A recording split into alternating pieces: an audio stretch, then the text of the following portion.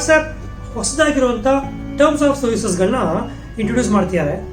February ತಿಂಗಳಿಂದ ಜಾರಿಗೆ ಬರುವಂತಹ ಕೆಲವು ಟರ್ಮ್ಸ್ ಆಫ್ ಸರ್ವಿಸಸ್ಗಳನ್ನ ಅವರು ನಿಮಗೆ ಒಪ್ಕೊಳ್ಳೇಬೇಕು ಅನ್ನೋ ರೀತಿಯಲ್ಲಿ ಇವತ್ತಿನ ದಿನ ಎಲ್ಲರ ಮೊಬೈಲ್ಗೂ ಒಂದು ಅಪ್ಲಿಕೇಶನ್ ನೋಟಿಫಿಕೇಶನ್ ಬಂದಿರ್ತದೆ. ಸುಮಾರು ಜನ ನನಗೆ ಪರ್ಸ್ನಲ್ ಕಾಂಟ್ಯಾಕ್ಟ್ ಮಾಡಿ ಇದು ಹೊಸದಾಗಿ ಬರ್ತಿರುವಂಥ ಒಂದು ವಾಟ್ಸ್ಆ್ಯಪ್ದು ಟರ್ಮ್ಸ್ ಆಫ್ ಸರ್ವಿಸ್ ಏನಿದೆ ಅದು ನಿಜವಾಗ್ಲೂ ಸೇಫ್ ಇದೆಯಾ ಅಥವಾ ಏನೋ ರಿಸ್ಕ್ ಇದೆಯಾ ಅಂತ ತುಂಬ ಜನ ಕೇಳೋ ಪ್ರಯತ್ನ ಮಾಡಿದ್ದೀರಾ. ಎಲ್ರಿಗೂ ಆನ್ಸರ್ ಮಾಡೋ ರೀತಿಯಲ್ಲಿ ಮತ್ತು ಸಾಕಷ್ಟು ಜನಕ್ಕೆ ಕ್ವಶನ್ ಇದ್ದು ಕೇಳಿರ್ಲಿಕ್ಕಿಲ್ಲ ಅವರು. ಇನ್ನು ಮುಂದಕ್ಕೆ ನಾವು ವಾಟ್ಸಪ್ ಯೂಸ್ ಮಾಡೋದ್ರಿಂದ ನಮಗೆ ಡೇಟಾಗೆ ಏನಾದರೂ ಥ್ರೆಟ್ ಇದೆಯಾ, ನಮ್ಮ ಪ್ರೈವಸಿಗೆ ಏನಾದ್ರು ಥ್ರೆಟ್ ಇದೆಯಾ ಅಂತ ಪ್ರಶ್ನೆ ಬಂದಾಗ ಆ ಒಂದು ಸ್ಪೆಸಿಫಿಕ್ ಕ್ವಶನ್ ಆನ್ಸರ್ ಮಾಡಲಿಕ್ಕೋಸ್ಕರ ಈ ಒಂದು ವಿಡಿಯೋ ಮಾಡ್ತಾ ಇದ್ದೀನಿ ನಾನು. ವಾಟ್ಸ್ಆ್ಯಪ್ ಟರ್ಮ್ಸ್ ಆಫ್ ಸರ್ವಿಸ್ ಈ ಒಂದು ಹೊಸ ಅಪ್ಡೇಟ್ಸ್ ಏನು ಬರ್ತಿದೆ ನಮಗೆ, ಅದರಲ್ಲಿರುವಂಥ ರಿಸ್ಕ್ ಫ್ಯಾಕ್ಟರ್ಸ್ ಆಗಿರ್ಬೋದು, ಅದರಲ್ಲಿರುವಂಥ ಥ್ರೆಟ್ ಫ್ಯಾಕ್ಟರ್ಸ್ ಆಗಿರ್ಬೋದು, ಅದನ್ನು ತಿಳಿಸ್ಕೊಡ್ಲಿಕ್ಕೆ ಅಂತ ತುಂಬ ಜನ ನನಗೆ ಪರ್ಸನಲ್ ಮೆಸೇಜ್ ಮಾಡಿದ್ದೀರಾ. ಆದರೆ ಈ ಒಂದು ವಿಡಿಯೋ ಮುಖಾಂತರ ನಾನು ಈ ಒಂದು ವಾಟ್ಸ್ಆ್ಯಪಿನ ಒಂದು ಹೊಸ ಇನಿಷಿಯೇಟಿವ್ ಏನಿದೆ ಮತ್ತು ಹೊಸ ಟರ್ಮ್ಸ್ ಆಫ್ ಸರ್ವಿಸ್ ಏನಿದೆ ಅದ್ರ ಬಗ್ಗೆ ಅರ್ಥ ಮಾಡಿಸುವಂಥ ಪ್ರಯತ್ನ ಮಾಡ್ತಿದ್ದೀನಿ. ನಮ್ಮ ಯೂಟ್ಯೂಬ್ ಚಾನಲ್ಗೆ ನೀವಿನ್ನ ಸಬ್ಸ್ಕ್ರೈಬ್ ಮಾಡಿಲ್ಲ ಅಂತ ಕೇಳಿದ್ರೆ ಸಬ್ಸ್ಕ್ರೈಬ್ ಮಾಡ್ಕೊಳ್ಳಿ ಮತ್ತು ಬೆಲ್ ಐಕಾನ್ನ ನೀವು ಪ್ರೆಸ್ ಮಾಡಿರಿ. ಸೊ ದಟ್ ಈ ಥರ ವಿಡಿಯೋಗಳು ನಿಮಗೆ ನಾವು ಅಪ್ಲೋಡ್ ಮಾಡಿದ ತಕ್ಷಣ ನಿಮಗೆ ಸಿಗ್ತಾ ಹೋಗುತ್ತೆ. ಏನಿದು WhatsApp terms of service? Facebook ಅನ್ನೋ ಒಂದು ಕಂಪನಿ ಏನಿದೆ ಅದು ಇತ್ತೀಚಿನ ದಿನಗಳಲ್ಲಿ ವಾಟ್ಸ್ಆ್ಯಪ್ ಮತ್ತು ಇನ್ಸ್ಟಾಗ್ರಾಮ್ ಅನ್ನೋ ಒಂದು ಬೇರೆ ಬೇರೆ ಅಪ್ಲಿಕೇಶನ್ಗಳೇನಿತ್ತು ಅದನ್ನೆಲ್ಲನೂ ಅವರ ಒಂದು ಸಬ್ಸಿಡರಿ ಕಂಪನಿಯಾಗಿ ಮಾಡ್ಕೊಂಡಿದೆ. ವಾಟ್ಸಪ್ಪಿನ ಹೊಸ ಟರ್ಮ್ಸ್ ಆಫ್ ಸರ್ವಿಸ್ ಅಲ್ಲಿ ಸಾಕಷ್ಟು ರಿಸ್ಕ್ ಫ್ಯಾಕ್ಟರ್ಸ್ ಇದೆ. ಡೇಟಾ ನಮಗೆ ಸೆಕ್ಯೂರ್ ಆಗಿ ನಾವೇ ಇಟ್ಕೋಬೇಕು ಅನ್ಕೋತೀವಿ, ಅದು ಸೆಕ್ಯೂರ್ಡ್ ಆಗಿ ಇರೋದಿಲ್ಲ ಅನ್ನೋ ಒಂದು ಟರ್ಮ್ಸ್ ಆಫ್ ಸರ್ವಿಸಸ್ಗಳನ್ನ ಇಂಟ್ರೊಡ್ಯೂಸ್ ಮಾಡ್ತಿದ್ದಾರೆ ಅವರು. ಹೇಗೆ ನೋಡಿ, ಫೇಸ್ಬುಕ್ ಮತ್ತು ವಾಟ್ಸಪ್ ಎರಡೂ ಒಂದೇ ಕಂಪ್ನಿಯ ಒಂದು ಅಪ್ಲಿಕೇಶನ್ಗಳು ಅಥವಾ ಒಂದು ಸಬ್ಸಿಡರಿ ಕಂಪ್ನಿಗಳಾಗಿರೋದ್ರಿಂದ ನಾವು ಫೇಸ್ಬುಕ್ಕಲ್ಲಿ ಶೇರ್ ಮಾಡಿರುವಂಥ ಇನ್ಫಾರ್ಮೇಷನ್ ಇವತ್ತಾಗಲೇ 70-73% ನಮ್ಮ ಪರ್ಸನಲ್ ಡೇಟಾನ ಫೇಸ್ಬುಕ್ ಇವತ್ತಿನ ದಿನ ಸಂಗ್ರಹಣ ಮಾಡ್ತಿದೆ. ವಾಟ್ಸಪ್ಪಲ್ಲಿ ಅಷ್ಟಿರ್ಲಿಕ್ಕಿಲ್ಲ, ಅದು ಒಂದು 25-30% ತನಕ ಲೆಕ್ಕ ತಗೊಂಡ್ರೆ ವಾಟ್ಸಪ್ಪಲ್ಲಿ ಕೂಡ ನಮ್ಮ ಪರ್ಸನಲ್ ಡೇಟಾ ಇಟ್ಕೊಂಡಿರ್ತಾರೆ. ಈ ವಾಟ್ಸಪ್ ಡೇಟಾನ ಫೇಸ್ಬುಕ್ಕು ಯೂಸ್ ಮಾಡುವಂಥ ಒಂದು ಟರ್ಮ್ಸ್ ಆಫ್ ಸರ್ವಿಸಸ್ನ ಇಂಟ್ರೊಡ್ಯೂಸ್ ಮಾಡ್ತಿದ್ದಾರೆ. ಇದರಿಂದ ಏನು ರಿಸ್ಕ್ ಆಗುತ್ತೆ ಅಂತ ಪ್ರಶ್ನೆ ಮಾಡಿದಾಗ, ವಾಟ್ಸಪ್ ಯೂಸ್ ಮಾಡ್ಕೊಳ್ಳೋದಕ್ಕೆ ನಾವು ಬಿಸ್ನೆಸ್ಗೆ ಒಂದು ನಂಬರ್ ಯೂಸ್ ಮಾಡ್ಕೊಂಡಿರ್ತೀವಿ, ಪರ್ಸ್ನಲ್ಗೆ ಒಂದು ನಂಬರ್ ಯೂಸ್ ಮಾಡ್ಕೊಂಡಿರ್ತೀವಿ ಮತ್ತು ಸಾಕಷ್ಟು ಕಮ್ಯುನಿಕೇಷನ್ಗಳು which is private in nature ಅದನ್ನ ನಾವು ವಾಟ್ಸಪ್ ಮಾಡ್ಕೊತಾ ಹೋಗಿರ್ತೀವಿ ನಾವು. ಇದನ್ನ ಫೇಸ್ಬುಕ್ ಅನ್ನೋ ಒಂದು ಕಂಪನಿಗೆ ಲಿಂಕ್ ಮಾಡೋದ್ರಿಂದ ನಮ್ಮ ಪ್ರೈವೇಟ್ ಲೈಫ್ಗೆ ಏನು ಮರ್ಯಾದೆ ಇರೋದಿಲ್ಲ. ನಮ್ಮ ಪ್ರೈವೇಟ್ ಲೈಫ್ ನಡೆಯುವಂಥ ಅಷ್ಟಕ್ಕಷ್ಟು ಟ್ರಾನ್ಸಾಕ್ಷನ್ಗಳಾಗಿರ್ಬೋದು ಅಥವಾ ಅಷ್ಟಕ್ಕಷ್ಟು ಕಾನ್ವರ್ಸೇಷನ್ಸ್ಗಳಾಗಿರ್ಬೋದು ಎಲ್ಲ ಡೇಟಾ ಕೂಡ ಫೇಸ್ಬುಕ್ ಅನ್ನೋ ಒಂದು ಕಂಪನಿ ಏನಿದೆ ಅದು ಯೂಸ್ ಮಾಡ್ಕೊಳ್ಳುವಂಥ ಒಂದು ರೈಟ್ಸ್ನ ನಾವು ಆ ಒಂದು ಟರ್ಮ್ಸ್ ಆಫ್ ಸರ್ವಿಸ್ ಮುಖಾಂತರ ಕೊಡ್ತಾ ಇದ್ದೀವಿ.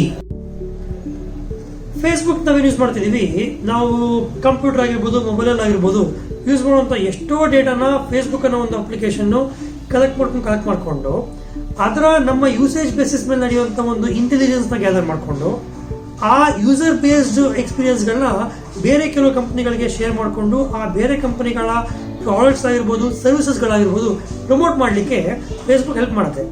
ಅಂದರೆ ನಾವು ಮಾತಾಡ್ಕೊತಿರ್ತೀವಿ, ಎಲ್ಲೋ ಒಂದು ಹನಿಮೂನ್ಗೆ ಹೋಗೋಣಪ್ಪ, ಎಲ್ಲೋ ಒಂದು ಫ್ಯಾಮಿಲಿ ಟ್ರಿಪ್ ಮಾಡೋಣಪ್ಪ ಅಂತ ಮಾತಾಡ್ಕೊತಾರೆ. ಆ ಮಾತಾಡ್ಕೊಂಡಿರೋದನ್ನ ಕೇಳಿಸ್ಕೊತಾ ಇರುವಂಥ ಒಂದು ಮೊಬೈಲ್ ಡಿವೈಸ್ ಏನಿದೆ, ನೀವು ಸಡನ್ಲಿ ಫೇಸ್ಬುಕ್ ಓಪನ್ ಮಾಡಿ ನೀವು ಯಾವ ಡೆಸ್ಟಿನೇಷನ್ ಮಾತಾಡಿರ್ತೀರಾ ಆ ಡೆಸ್ಟಿನೇಷನ್ ಸಂಬಂಧಪಟ್ಟಂತೆ ನಿಮಗಲ್ಲಿ ಹೋಟೆಲ್ಸ್ ತೋರಿಸ್ಬೋದು, ಟ್ರಾವೆಲ್ ಟಿಕೆಟ್ಸ್ ತೋರಿಸ್ಬೋದು, ಆ ಥರ ಬರ್ತಿರುತ್ತೆ. ನೀವೆಲ್ಲೋ ಒಂದು ಸ್ಪಾಟ್ ಸರ್ಚ್ ಮಾಡಿರ್ತೀರ ಗೂಗಲಲ್ಲಿ, ಫೇಸ್ಬುಕ್ ಓಪನ್ ಮಾಡಿದ್ದೇನೆ ಆ ಸ್ಪಾಟ್ಗೆ ಸಂಬಂಧಪಟ್ಟಂತಿರುವಂಥ ಹೋಟ್ಲ್ ಇರ್ಬೋದು, ಟ್ರಾವೆಲ್ ಅರೇಂಜ್ಮೆಂಟ್ಸ್ ಎಲ್ಲ ತೋರಿಸ್ತಾ ಹೋಗುತ್ತೆ. ದಟ್ ಮೀನ್ಸ್ ನೀವು ಡಿವೈಸ್ ಯೂಸ್ ಮಾಡಿಕೊಂಡು ಮಾಡ್ತಿರುವಂಥ ಆ್ಯಕ್ಟಿವಿಟಿನ ಫೇಸ್ಬುಕ್ ಅಂತ ಅಪ್ಲಿಕೇಶನ್ ಆಲ್ರೆಡಿ ಟ್ರ್ಯಾಕ್ ಮಾಡ್ತಿರೋದ್ರಿಂದ ಅಲ್ಲೇ ಪ್ರೈವಸಿ ಸಾಕಷ್ಟು ಮಟ್ಟಿಗೆ ಕಾಂಪ್ರಮೈಸ್ ಆಗಿರುತ್ತೆ. ಅಡಿಷನ್ ಟು ದ್ಯಾಟ್ ಫೇಸ್ಬುಕ್ನ ಒಂದು ಆ್ಯಕ್ಟಿವಿಟಿಗೆ ವಾಟ್ಸಪ್ನ ಕೂಡ ಲಿಂಕ್ ಮಾಡೋದ್ರಿಂದ ವಾಟ್ಸಪ್ಪಲ್ಲಿ ಇತ್ತೀಚಿನ ದಿನಗಳಲ್ಲಿ ಇನ್ನೇನು ಬರಬೇಕಿದೆ ಅದು ಪೇಮೆಂಟ್ ಆಪ್ಷನ್ ಕೊಡ್ತಿದ್ದಾರೆ. ಅಂದರೆ ಬಿಸ್ನೆಸ್ ಟು ಬಿಸ್ನೆಸ್ ಮತ್ತು ಬಿಸ್ನೆಸ್ ಟು ಕಸ್ಟಮರ್ಸ್ ಈ ಒಂದು ಟ್ರಾನ್ಸಾಕ್ಷನ್ಗಳ ವಾಟ್ಸಪ್ಪಲ್ಲಿ ತುಂಬ ಜನ ಮಾಡ್ತಿರೋದ್ರಿಂದ ಈ ಬಿಸ್ನೆಸ್ ರಿಲೇಟೆಡ್ ಇನ್ಫಾರ್ಮೇಷನ್ ಮತ್ತು ಪೇಮೆಂಟ್ ರಿಲೇಟೆಡ್ ಇನ್ಫಾರ್ಮೇಷನ್ ಇದೆಲ್ಲ ಕೂಡ ಫೇಸ್ಬುಕ್ಗೆ ಹಂಚಿಕೊಳ್ಳುವಂಥ ಸಾಧ್ಯತೆಗಳು ಜಾಸ್ತಿ ಇದೆ. ಮತ್ತು ಸಿಗುವಂಥ ಡೇಟಾ ಏನಿದೆ ಅದನ್ನ ಫೇಸ್ಬುಕ್ ಅಂತ ಕಂಪನಿಗಳು ಅವರ ಒಂದು ಇಂಡಿವಿಜುವಲ್ ಪ್ರಾಫಿಟ್ಗೋಸ್ಕರ ಬೇರೆ ಬೇರೆ ಕಂಪನಿಗಳ ಜೊತೆ ಹಂಚಿಕೊಂಡು ನಮ್ಮ ಡೇಟಾಗೆ ಯಾವುದೇ ಥರ ಪ್ರೈವಸಿ ಇಲ್ಲದೆ ಇರೋ ಥರ ಅವರು ಟರ್ಮ್ಸ್ ಆಫ್ ಸರ್ವಿಸಸ್ಗಳನ್ನ ವಾಟ್ಸಪ್ ಮುಖಾಂತರ ತಗೋತಾ ಇದ್ದಾರೆ. ಫೇಸ್ಬುಕ್ಕು ಒಂದು ಅಕೌಂಟ್ ಇರುತ್ತೆ ಎಲ್ರಿಗೂ. ವಾಟ್ಸಪ್ ಅಂತ ಲೆಕ್ಕ ತಗೊಂಡ್ರೆ ಬಿಸ್ನೆಸ್ಗೆ ಸಪ್ರೇಟ್ ವಾಟ್ಸಪ್ ಯೂಸ್ ಮಾಡ್ತೀವಿ, ಫ್ಯಾಮಿಲಿಗೆ ಸಪ್ರೇಟ್ ವಾಟ್ಸಪ್ ಯೂಸ್ ಮಾಡ್ತೀವಿ, ಸೊ ಹಾಗಾಗಿ ಒಬ್ಬ ವ್ಯಕ್ತಿ ಒಂದು ಮೊಬೈಲ್ನಲ್ಲಿ more than 2-3 WhatsApp account use ಮಾಡುವಂಥ ಪ್ರೊವಿಷನ್ ಇವತ್ತಿದೆ. ಸೊ ನಾವು ವಾಟ್ಸಪ್ ಫೇಸ್ಬುಕ್ ಎರಡು ಲಿಂಕ್ ಮಾಡೋದ್ರಿಂದ ನಾವು ಏನೇನು ಸೆಗ್ರಿಗೇಷನ್ ಅಂದರೆ ಬಿಸ್ನೆಸ್ ರಿಲೇಟೆಡ್ ಸಪ್ರೇಟಾಗಿ ಇಟ್ಕೊಂಡಿರ್ತೀವಿ, ಪರ್ಸನಲ್ ಲೈಫ್ ರಿಲೇಟೆಡ್ ಸಪ್ರೇಟಾಗಿ ಇಟ್ಕೊಂಡಿರ್ತೀವಿ ಅಂತ ಲೆಕ್ಕ ತಗೊಂಡ್ರೆ ಅದೆಲ್ಲ ಕ್ಲಬ್ ಮಾಡಿ ಒಂದು ಫೇಸ್ಬುಕ್ ಅಕೌಂಟ್ಗೆ ಅದು ಫುಲ್ ಲಿಂಕ್ ಆಗ್ತಾ ಹೋಗುತ್ತದು. ಮಕ್ಕಳಿಗೋಸ್ಕರ ಅಂತ ಹೇಳ್ಬಿಟ್ಟು ಇವತ್ತಿನ ದಿನ ಸ್ಕೂಲಲ್ಲಿ ನಡೀತಿರುವಂಥ ಆಕ್ಟಿವಿಟಿಗಳಿಗೆ ಕ್ಲಾಸ್ ರೂಮ್ ಅಂತ ನಾವು ಕೊಡ್ತೀವಿ, ಕ್ಲಾಸ್ ರೂಮ್ಗೆ ಒಂದು ವಾಟ್ಸಪ್ ಗ್ರೂಪ್ ಅಂತ ಮಾಡಿರ್ತೀವಿ. ಸೊ ಮಕ್ಕಳು ಮಾಡ್ತಿರೋ ಹೋಮ್ವರ್ಕ್ ಆಗಿರ್ಬೋದು, ನಿಮ್ಮ ಮಗು ಯಾರು ಅಂತ ಆಗಿರ್ಬೋದು, ನಿಮ್ಮ ಮಕ್ಕಳಿಂದ ಫ್ರೆಂಡ್ಸ್ ಯಾರು ಅಂತ ಆಗಿರ್ಬೋದು, ಕ್ಲಾಸ್ಮೇಟ್ಸ್ ಯಾರು ಅಂತ ಆಗಿರ್ಬೋದು, ಅವ್ರ ಟೀಚರ್ ಯಾರು ಅಂತ ಆಗಿರ್ಬೋದು, ಎಲ್ಲ ಇನ್ಫಾರ್ಮೇಷನ್ ಕೂಡ ವಾಟ್ಸಪ್ ಮುಖಾಂತರ ನಾವು ಫೇಸ್ಬುಕ್ ಕೊಡೋಕ್ಕೆ ಶುರು ಮಾಡ್ತಿದ್ದೀವಿ. ಸೊ ಇಷ್ಟು ಇನ್ಫಾರ್ಮೇಷನ್ ಫೇಸ್ಬುಕ್ ಕೊಡೋದ್ರಿಂದ ನಮ್ಮ ಡೇಟಾ ಸೇಫ್ ಇದೆಯಾ ಅಂತ ಪ್ರಶ್ನೆ ಬಂದಾಗ ಬಹುಶಃ ಇದನ್ನ ನೋಡ್ತಿರುವಂಥ ಪ್ರತಿಯೊಬ್ಬರಿಗೂ ನಿಮ್ಮ ಆನ್ಸರ್ ನಿಮಗೆ ಸಿಕ್ಕಿದೆ ಅಂತ ಅನ್ಕೋತೀನಿ ನಾನು. ಈ ರೀತಿ ವಾಟ್ಸ್ಆ್ಯಪಿನ ಒಂದು ಇನ್ಫಾರ್ಮೇಷನ್ನ ಫೇಸ್ಬುಕ್ಗೆ ಲಿಂಕ್ ಮಾಡ್ಕೊಳ್ಳೋದ್ರಿಂದ ಅಡ್ವಾಂಟೇಜ್ ಡಿಸ್ಅಡ್ವಾಂಟೇಜ್ ಅಂತ ಕೇಳಿದ್ರೆ ಲಾ ಎನ್ಫೋರ್ಸ್ಮೆಂಟ್ ಏಜೆನ್ಸಿಗಳಿಗೆ ಇದು ಒಂಥರ ಅಡ್ವಾಂಟೇಜ್ ಅಂತಲೇ ಹೇಳ್ಬೋದಿದೆ. ವೈ? ಇವತ್ತಿನ ದಿನ ಎಲ್ಲ ಇನ್ಫಾರ್ಮೇಷನ್ನು ಮೊಬೈಲಲ್ಲಿ ಸಿಗುತ್ತೆ ನಮಗೆ. ವಾಟ್ಸ್ಆ್ಯಪ್ ಅಥವಾ ಒಂದು ಮೊಬೈಲ್ ಫೋನ್ ಏನಿದೆ, it's one of the major chunk of evidence what the investigation team will actually get. WhatsApp data Facebook link ಆಗೋದ್ರಿಂದ ಫೇಸ್ಬುಕ್ಕಿನ ಒಂದು ಕಂಪನಿಗೆ ಕಾಂಟ್ಯಾಕ್ಟ್ ಮಾಡೋದ್ರಿಂದ ವಾಟ್ಸಪ್ಪಲ್ಲಿ ನಡೆದಿರುವಂಥ ಅಷ್ಟಕ್ಕಷ್ಟು ಕಾನ್ವರ್ಸೇಷನ್ಗಳಾಗಿರ್ಬೋದು ಅಥವಾ ವಾಟ್ಸಪ್ಪಲ್ಲಿ ನಡೆದಿರುವಂಥ ಆಕ್ಟಿವಿಟಿ ಲಾಗ್ಸ್ ಆಗಿರ್ಬೋದು, ಅದೆಲ್ಲ ಇನ್ಫಾರ್ಮೇಷನ್ನು ಬಹುಶಃ ಫೇಸ್ಬುಕ್ ಅನ್ನೋ ಒಂದು ಕಂಪನಿಯಿಂದ ನಮ್ಮ ಇನ್ವೆಸ್ಟಿಗೇಷನ್ ಆಫೀಸರ್ಗಳಿಗೆ ಸಿಗೋದ್ರಿಂದ ಎಫೆಕ್ಟಿವ್ ಲಾ ಎನ್ಫೋರ್ಸ್ಮೆಂಟ್ಗೆ ಸಾಧ್ಯತೆ ಇದೆ. ಮತ್ತು ನಿಮಗೆ ವಾಟ್ಸಪ್ಪಲ್ಲಿ ಇರೋವಂಥ ಇನ್ಫಾರ್ಮೇಷನ್ನು ಎನ್ಕ್ರಿಪ್ಟೆಡ್ ಅಥವಾ ಫೇಸ್ಬುಕ್ ಸಿಗುತ್ತಾ ಅಂತ ಲೆಕ್ಕ ಮಾಡಿದಾಗ ಕೆಲವು ಇನ್ಫಾರ್ಮೇಷನ್ಗಳು ಶೇರ್ ಮಾಡ್ಬೋದಿರುತ್ತೆ, ಕೆಲವು ಇನ್ಫಾರ್ಮೇಷನ್ ಶೇರ್ ಮಾಡಲಿಕ್ಕೆ ಆಗೋದಿಲ್ಲ. ಬಟ್ ಆದರೂ ಕೂಡ ಒಂದು ಹಂತಕ್ಕೆ ಇನ್ವೆಸ್ಟಿಗೇಷನ್ ಡಿಪಾರ್ಟ್ಮೆಂಟ್ಗಳಿಗೆ ಈ ಒಂದು ಹೊಸ ಟರ್ಮ್ಸ್ ಆಫ್ ಸರ್ವಿಸ್ ಏನಿದೆ ಅದು ಬಹುಶಃ ಹೆಲ್ಪ್ ಆಗುತ್ತೆ ಅಂತ ನನ್ನ ಒಂದು ಪರ್ಸನಲ್ ಒಪಿನಿಯನ್ ಇದೆ. ಅಲ್ಟಿಮೇಟ್ಲಿ ವಾಟ್ಸ್ಆ್ಯಪ್ ಈ ಹೊಸ ಒಂದು ಟರ್ಮ್ಸ್ ಆಫ್ ಸರ್ವಿಸ್ ಏನಿದೆ that will definitely violate our individual privacy ಅಂತ ತುಂಬ ಜನ ಭಾವಿಸ್ತಿದ್ದಾರೆ. But it is my personal opinion also.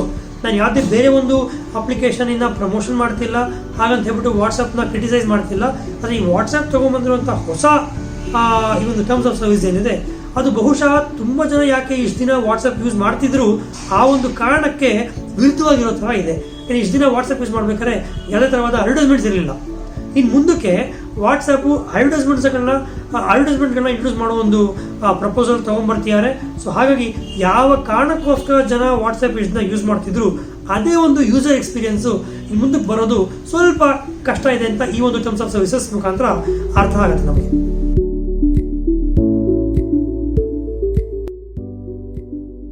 WhatsApp communication encrypted ಅಂತ ಬರ್ತದೆ, ಎಂಡ್ ಟು ಎಂಡ್ ಎನ್ಕ್ರಿಪ್ಷನ್ ಅಂತ ಬರ್ತದೆ. ಸೊ ಈ ಥರ ಎಂಡ್ ಟು ಎಂಡ್ ಎನ್ಕ್ರಿಪ್ಷನ್ ಅಂತ ಬಂದಾಗ ನಮ್ಮ ಡೇಟಾ ಸೇಫ್ ಆಗಿದೆಯಾ ಸೇಫ್ ಆಗಿಲ್ವಾ ಅಂತ ಪ್ರಶ್ನೆ ಬರ್ತದೆ.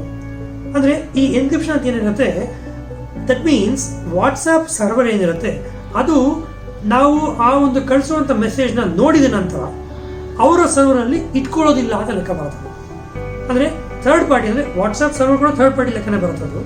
ಸೊ ಅವ್ರುಗಳಿಗೆ ನಮ್ಮ ಒಂದು ಕಮ್ಯುನಿಕೇಷನಿನ ಈ ಒಂದು ಆಕ್ಸೆಸ್ ಇರೋದಿಲ್ಲ ಅಂತ ಅರ್ಥ ಮಾಡ್ಕೋಬೇಕಿರುತ್ತೆ. ಆದರೆ ಇನ್ ಕೇಸ್ ನಾವು ಕಳಿಸಿರ್ತೀವಿ ಮೆಸೇಜು, ಅದು ಇನ್ನೊಬ್ರಿಗೆ ರಿಸೀವ್ ಆಗಿರೋದಿಲ್ಲ, ಇನ್ನೊಬ್ರು ರೀಡ್ ಮಾಡಿರೋದಿಲ್ಲ. ಹಾಗಿರ್ಬೇಕಾದ್ರೆ ಆ ವಾಟ್ಸಪ್ ಸರ್ವರಲ್ಲಿ ಅಪ್ ಟು 30 ದಿನಗಳ ಕಾಲ ಅದು ಇರುವಂಥ ಒಂದು ಆಪ್ಷನ್ ಇದೆ. That means end to end encryption ಅಂತ ಬಂದಾಗ ಅವರು ಮೆಸೇಜ್ ನೋಡಿದ ನಂತರ ವಾಟ್ಸಪ್ ಸರ್ವರಲ್ಲಿ ಡೇಟಾ ಹೋಗ್ಬಿಡುತ್ತೆ. ಅದೇ ನೋಡೋ ತನಕನೂ ವಾಟ್ಸಪ್ ಸರ್ವರಲ್ಲಿ ಡೇಟಾ ಉಳ್ಕೊಳ್ಳೋದ್ರಿಂದ this is what we have to understand about WhatsApp encryption.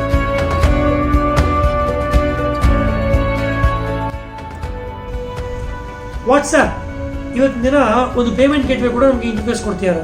ಅಂದರೆ just like how use UPI payment, Google ಇರ್ಬೋದು, ಪೇಟಿಎಮ್ ಇರ್ಬೋದು, ಅದೇ ರೀತಿಯಲ್ಲಿ ವಾಟ್ಸಪ್ ಕೂಡ ಆ ಒಂದು ಪೇಮೆಂಟ್ ಗೇಟ್ವೇ ಕೊಡ್ತಿರೋದ್ರಿಂದ ನಾವು ಮಾಡೋಂಥ ಫಿನಾನ್ಷಿಯಲ್ ಟ್ರಾನ್ಸಾಕ್ಷನ್ಸ್ ಕೂಡ ಫೇಸ್ಬುಕ್ ಅನ್ನೋ ಒಂದು ಕಂಪನಿಗೆ ಸಿಗುವಂಥ ಸಾಧ್ಯತೆಗಳು ಜಾಸ್ತಿ ಇದೆ. ಇವತ್ತಿನ ದಿನ ಫೇಸ್ಬುಕ್ ಅನ್ನೋ ಒಂದು ಕಂಪನಿ US ಅಥವಾ ಬೇರೆ ಬೇರೆ ಇಂಟರ್ನ್ಯಾಷನಲ್ ಫೋರಮ್ಗಳಲ್ಲಿ ಸಾಕಷ್ಟು ಡೇಟಾ ಪ್ರೈವಸಿ ರಿಲೇಟೆಡ್ ವಿಚಾರವಾಗಿ ಅವರಿಗೆ ಜಾಸ್ತಿ ಜಸ್ಟಿಫಿಕೇಶನ್ಸ್ ಕೇಳಿದ್ದಾರೆ. ಮತ್ತು ಅವ್ರು ಜಸ್ಟಿಫಿಕೇಶನ್ ಕೊಡೋಕ್ಕೆ ಆಗದೇ ಇರೋ ಸಿಚುವೇಶನ್ಗಳು ಕೂಡ ತುಂಬ ನೋಡಿದ್ದೀವಿ ನಾವು. ಅಂದರೆ ಅಲ್ಟಿಮೇಟ್ಲಿ ಫೇಸ್ಬುಕ್ ಅನ್ನೋ ಒಂದು ಕಂಪನಿ ಏನಿದೆ ಯೂಸರಿನ ಒಂದು ಇಂಡಿವಿಜುವಲ್ ಡೇಟಾ ಇಟ್ಕೊಂಡು ಅದರ ಒಂದು ಇಂಜಿನಿಯರಿಂಗ್ ಮಾಡಿಕೊಂಡು ಆ ಒಂದು ಕಂಪನಿಯ ಒಂದು ಮಾಡೆಲ್ ಆಗಿರೋದ್ರಿಂದ ನಮ್ಮ ವಾಟ್ಸಪ್ ಡೇಟಾ ಫೇಸ್ಬುಕ್ ಲಿಂಕ್ ಆಗೋದ್ರಿಂದ ಸಾಕಷ್ಟು private and sensitive private information ಏನಿದೆ ಅದು ಬಹುಶಃ ಫೇಸ್ಬುಕ್ ಅನ್ನೋ ಒಂದು ಕಂಪನಿಗೆ ಸೇರಿರ್ತದೆ. ಸೇರೋ ಸಾಧ್ಯತೆಗಳು ಜಾಸ್ತಿ ಇದೆ. ಮತ್ತು ಆ ಒಂದು ಇನ್ಫಾರ್ಮೇಷನ್ ಯೂಸ್ ಮಾಡಿಕೊಂಡು ಅವರು ಕಮರ್ಷಿಯಲೈಸ್ ಮಾಡ್ಕೋತಾರೆ ಅಷ್ಟೇ ಹೊರತು ಅಂದರೆ they become richer using hour personal data ಅನ್ನೋ ಒಂದು ಸಿಚುವೇಶನ್ನ ನಾವಿವತ್ತು ನೋಡಲಿಕ್ಕಿದೆ ಅಂತ ಈ ಒಂದು ವಿಡಿಯೋ ಮುಖಾಂತರ ಹೇಳಿಕ್ಕೆ ಇಷ್ಟಪಡ್ತೀನಿ.